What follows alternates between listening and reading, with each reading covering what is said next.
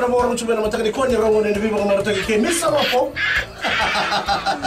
ni ana di sambulu bidang na sergo di sana churi kira na morum chumai tuna sile ni sambula oyo Mr. Ben kelapa nama kira ni bibo mataka moni chikira morum buka mena ono kena diwa ena bulu FM abala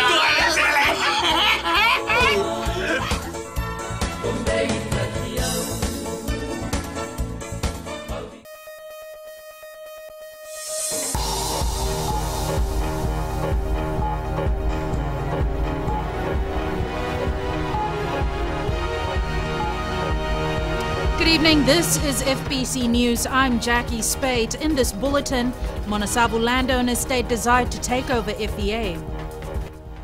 Fiji Airways healthy and stable, says new CEO. And kava consumption at an all-time high.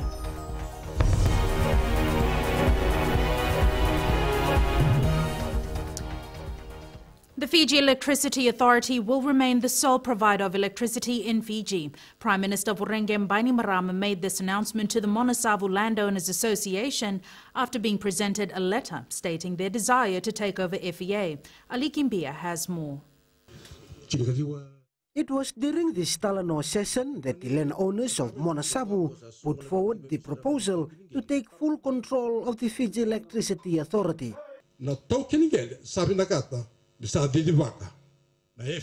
We, the landowners of Monasavu now, want to run the Fiji Electricity Authority. That's all what we are asking for, and we have a letter here to give it to you. Prime Minister Vurenge Bainimarama says it will not be easy for the landowners to take over FEA. The decision for you landowners to run FEA will not be an easy task, and I'm asking you not to listen to the idea of some itoke who are talking about ideas that will affect our economy. The landowners state in the letter that they propose to take over and buy out FEA. They have already entered into a contract with Fijian Holdings Limited and 3 other local companies. We have already met with the Fijian Holdings Limited, and they are happy with our plans, together with 3 indigenous companies. However, Bainimarama has told the landowners that FEA will remain. FEA has the business knowledge to supply electricity to the whole of Fiji. They have done it from the previous years, and they will continue. The landowners of Monasavu have put forward recommendations to the Prime Minister, Vurenge Bainimarama, to review the lease royalty payment to 10 cents per unit. Ali Kimbia, FBC News. 3 years into a 5-year master plan, and Fiji Airways says sustainability is key to seeing future growth and success. Newly appointed Chief Executive Andre Filion says he's looked at the books and Fiji Airways is healthy and profitable. Edwin Nunn reports. The national airline is flying higher than ever with increased profit and record passenger numbers. But the new boss, Andre Filion, won't let Fiji Airways detract from its strategy. We will continue to drive that plan. That plan has got a set revenue. We're going to be adding some more destinations. We will be adding our Airbus A330-300 that will be coming in December, and we're going to keep driving the profitability. To stay competitive, Fiji Airways has introduced offers to make flying with the airline more attractive. Baggage allowance for business class passengers increases by 10 kgs from December 1st. In-flight movies will be increased to 35 and 50 TV episodes by next March, and a premium service team will look after VIPs and those who bring good business to the airline. At the minute the people fly, those VIPs, a trigger will go off and there will be a team that looks after them. There will be a meet and greet when they arrive at the airport. They'll be helped through check-in, they'll be taken to the lounge, they'll be helped onto the aircraft, helped off. If there's a delay of any sort, we will call them, we'll preserve their seats, we will give them what we call a lot of tender loving care. As Fiji Airways becomes more popular with its new fleet and traditional motif, its Boeing fleet will also be revamped. Some of these aircraft are now 16 years old, and we need to look at the replacement of these aircraft going forward. And we want to accelerate that because our competitors are using newer aircraft and we have some product disparities that we have to address. Singapore is the latest destination for the airline come April 2016, while it's also evaluating routes to China and Japan. Edwin Nung, FBC News. Edwin Nund is live outside the Fiji Airways Suva office. Edwin, the CEO also mentioned recruiting more staff. What are we likely to see?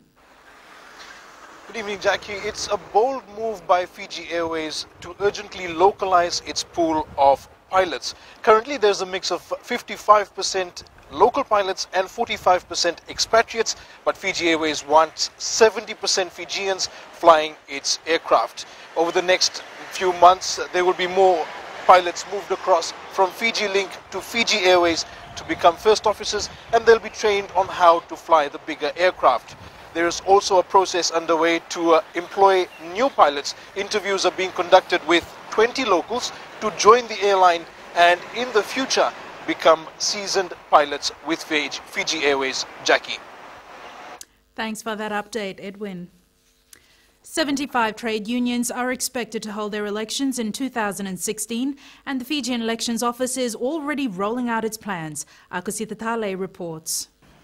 2015 has been a busy year for the Fijian Elections Office, ensuring all trade union elections are conducted in a fair and transparent manner. So far, 13 union elections have been covered and more than 80 branch elections conducted, but the work is yet to be completed. We've now received documents from Ministry of Labour, and we've gone through all the documents, made our own database in terms of determining how many elections we have to run next. And our trade union elections unit is more set up, and having had the experience of the elections this year, we're now revising a lot of our procedures to make sure that the elections process becomes much more smoother.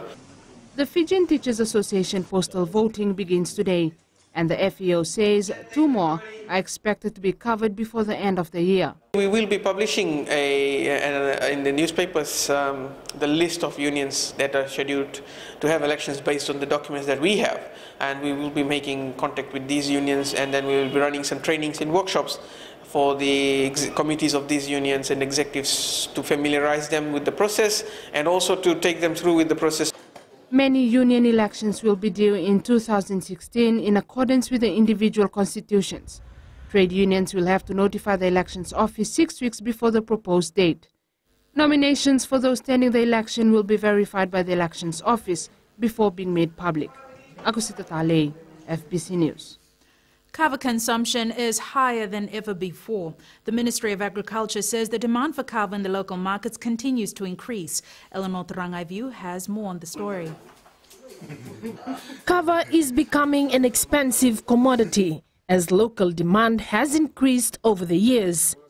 At the current rate, there won't be enough kava to go around when the exporting of kava to the EU starts. Once the EU market comes into Fiji to start this particular process, we won't be able to meet that requirement, because even the kava price for Fiji is still too high, which is at $35 a kilo. That shows that we, the farmers, are not really meeting the demand for the local market.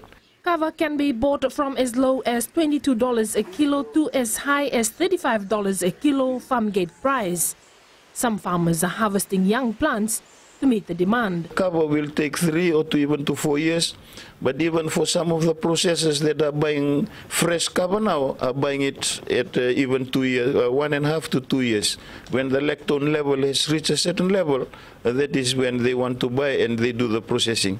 Kava exporter Zane Yoshida says action should be taken now so that we do not face a shortage of kava. I've been trying to preach the key message of sustainability, the importance of mass propagation of kava, to ensure a standardization of kava, to ensure that we do not face the same problems.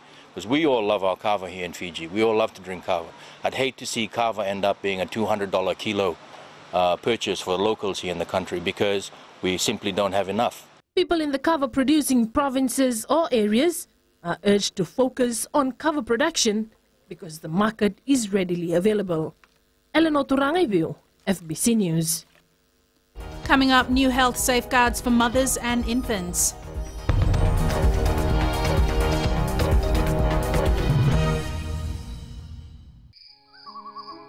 मेरा चांद मुझे आया है नजर, ऐ रात जरा थम थम के गुजर। छाया है नशा मेरे आंखों पर, ऐ रात जरा थम थम के गुजर। रह जाए ना प्यासा मेरा प्यार, मेरे बाहों में भर दे मेरा यार, ऐ रात जरा थम थम के गुजर, ऐ रात जरा थम थम के गुजर। है दोस्तों, मैं हूं जितेन शांडिल। आप रात के बाद हमारे साथ अब रफ्तार प्रोग्राम में 3 से लेकर रात 7 के बीच शामिल हो सकते हैं। मिर्ची FM, it's hot.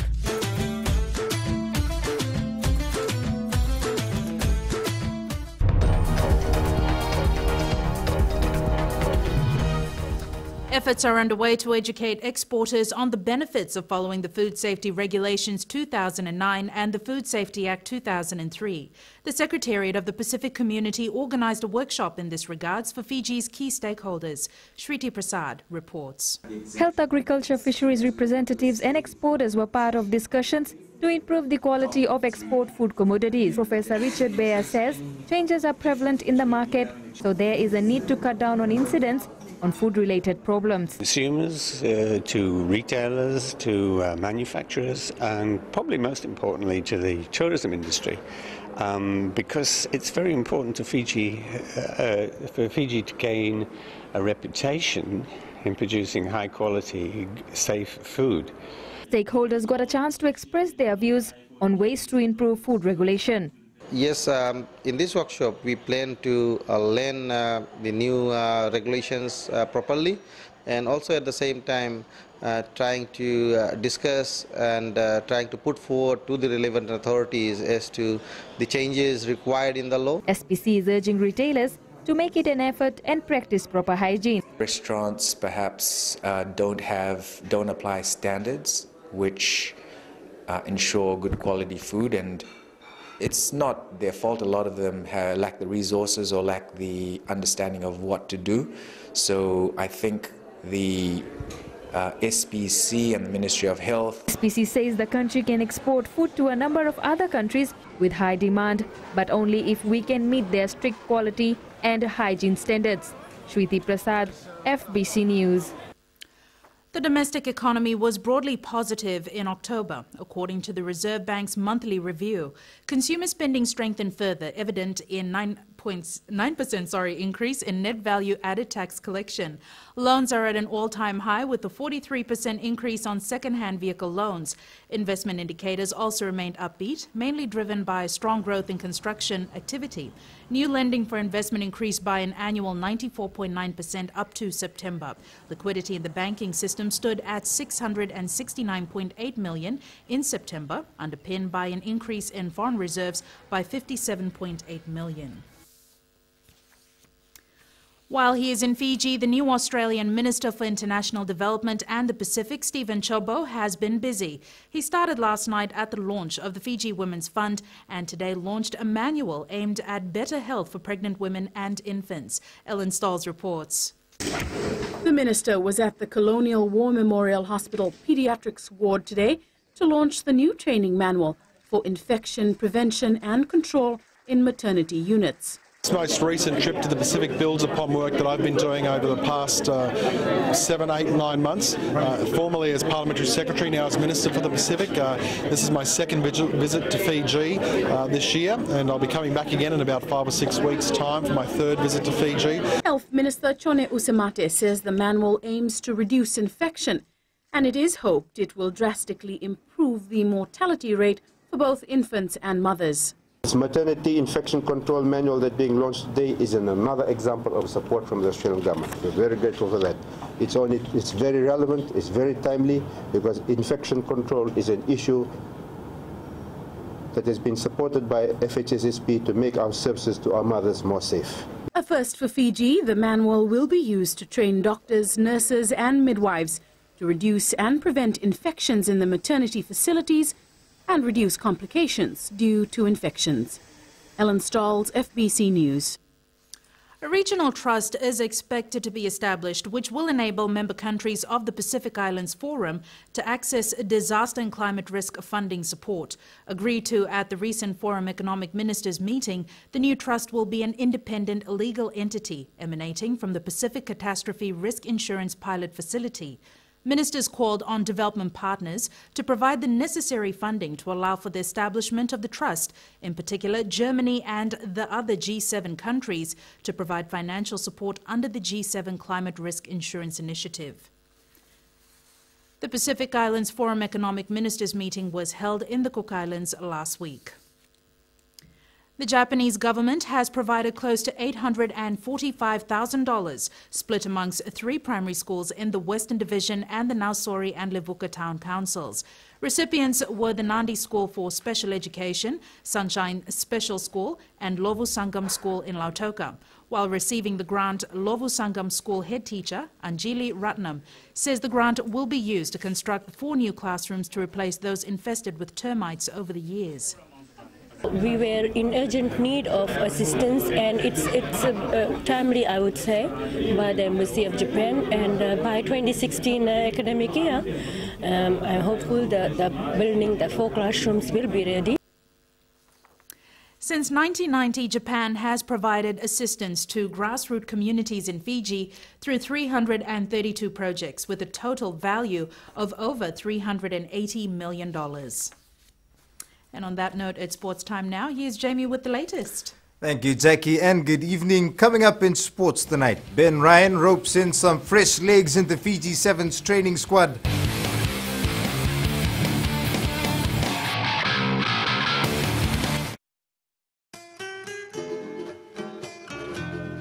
Imbula pinaka-naturangan na marama na turbugi ng ngone lewa. Imbula pinaka-rangone. Kanuita kini marata itiron tapi tinggomian na biyo liba-liba ni Radio Fiji 1 ang tabay viti na buangga ni Viano. Oya upio ratuang kada menitaw ni Bengravi. Nama kia mo inaono kita tiri karua moniti kina barumbuka. Ene wasini ngone baru taki kilo manikoro iluto na karombo.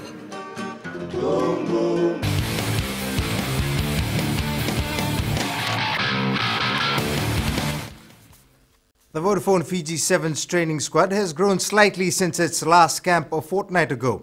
Coach Ben Ryan has brought in a host of new players as well as a couple of former reps he believes will lift competition within the squad. Chalen Dadakadaka reports. The tackles were bruising and the intensity sky high as the national training squad got down to business. It's expected to become even more grueling as the countdown begins for the new season of the World 7 Series next month. Great to have the numbers here. That adds competition, it adds intensity in the training, and it stops any staleness in the squad. If I just kept rolling out the same group of players to training all the time, you'd get into a bit of a rut. Bring in some quality in every position. The boys know that I'll continue to pick on form, and that'll be the case when the side gets selected for Dubai. The entire squad departs for Mombasa next week to compete in the Motherwater Sevens for a good hit-out as well as to meet the fans. Get across, do some community stuff, some outreach, go into the schools, play on Wednesday, play on Thursday, and then it's Mothe, you know, so we'll spend as much time as we can with the locals. I've already been up there once for a tournament and met all the people over there, and obviously had a couple of trips to Boa as well, so it'll be great. And then I quickly scoot off to watch the Oceania qualifiers for the men's and the women's next weekend in Auckland. With 4 weeks to go until the opening leg of the World 7 Series, Ryan is confident of building a solid combination with a view to the 2016 Rio Olympics. Chalen Dadakadaka, FBC Sports. And still with Sevens, the Telecom Fijiano side is into its final stage of preparation for the Oceania Sevens in Auckland next weekend. Tough physical battles from Samoa and Tonga. The Cook Islands will be good. They were quick in the under-18s tournament, and there's a lot of Australian girls that go across to them.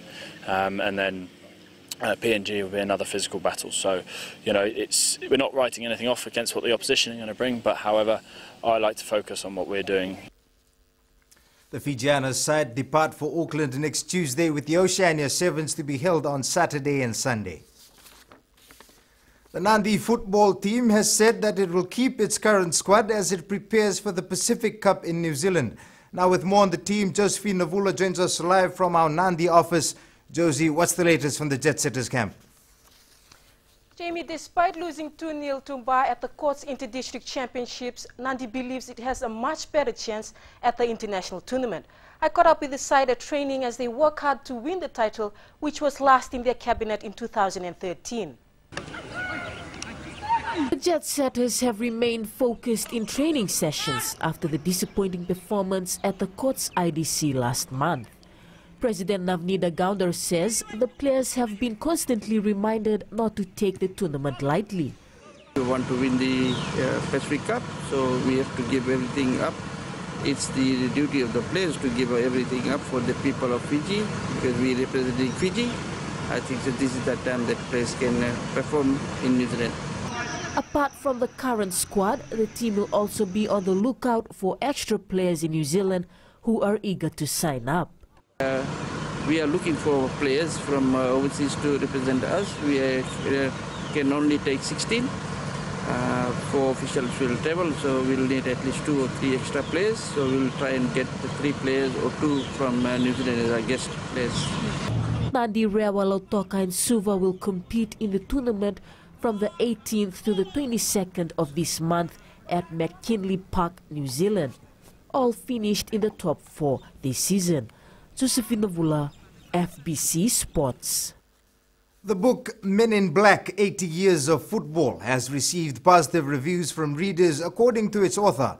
Since the launch of the book on Saturday about the football history of Ba, people have been intrigued about the facts and figures regarding the beautiful game and the soccer-crazy town. Rohit Deo with more. Meet Dr. Mohit Prasad, the man who covered 80 years of Ba football history in this book. Ba is known for its achievement in football, and Dr. Prasad says he enjoyed writing about football in the district. Ba is not one of the mainstream towns. It's actually on the side of, basically in the hinterlands, if you really consider it. But at the same time, it's a very successful town, not just in soccer, but also in business, for example, also in terms of its commercial activities. It's also a very well-organized place. Prasad adds there are stories, facts and figures in the book which might never have been had before. We have got a mix of interviews with a lot of little stories that behind the big stories. A lot of these stories don't come into the media, into themselves, the media coverage. At the same time, I needed to go and cross-check and get my facts right, especially in relation to results. A lot of research was required to complete the book, as Dr. Prasad needed to get his facts right.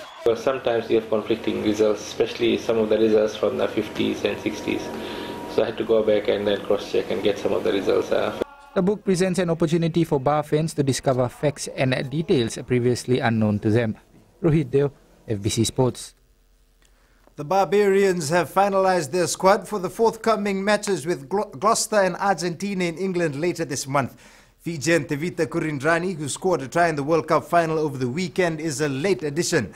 New Zealand and South Africa have 8 representatives in the Barbarians, and Australia has 7. Giant winger Nemani Nandolo is the only flying Fijian in the squad. The games will be played on the 17th and 21st of this month. That's it from Sports Tonight. Good evening.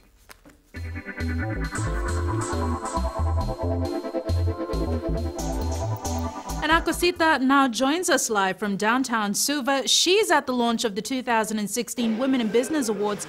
Tale, does this mean Westpac will continue to sponsor the Women in Business Awards next year? Jackie, Westpac Fiji has showed another year of commitment towards women in businesses around the country. And joining us this evening is Dr. Nurbano Ali, the President for Women in Business. Dr. Ali, thank you for having us with you this evening. What's the interest like ever since Women in Business started?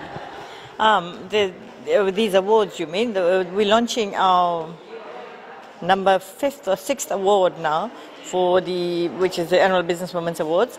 There's an increasing number of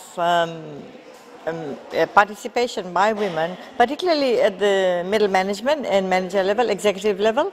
So we are really, really encouraged. I mean, 2 years ago, we had 3 categories of awards, and then last 2 years ago we added another 4th one, which is the Manager of the Year. So we have the Businesswoman of the Year, the Executive Woman of the Year, Manager of the Year, and then we have an Aspiring Woman of the Year, Aspiring Entrepreneur, as we call her.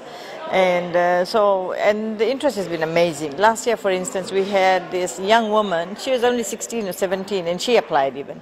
So that's the kind of interest we want to generate, and we're seeing it happening, which is good. Thank you. Back to you, Jackie.